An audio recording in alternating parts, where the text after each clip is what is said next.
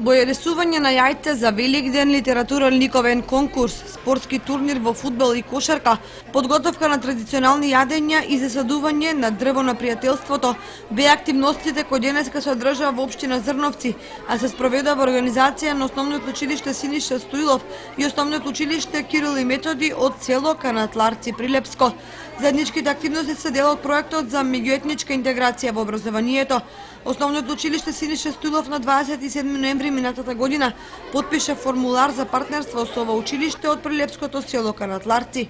За активностите еве што ни изјави училишниот педагог. Преку традициите, обичаите, творењето, музиката, спортот, играта, на учениците денес им се даде можност да се запознаат и да развијат почитување, како и да негуваат почитување, како на сопствената култура, така и на културата на другите етнички заедници.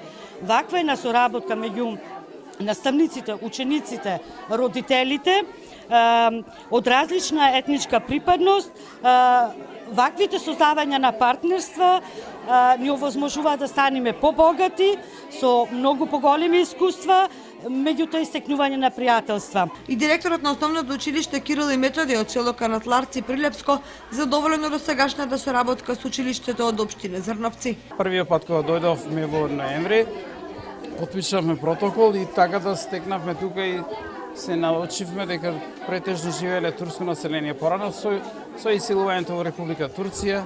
Овде значи не останало Турција, ама ние во моето шетање и доживување во селото видов значи стари градби. Нашето село е турско население претежно, имаме и македонски куќи, значи помалку се, но живееме многу добро. Ваквата соработка се реализира со поддршка на локалната самоуправа на општина Зрновци и градоначалникот Блаже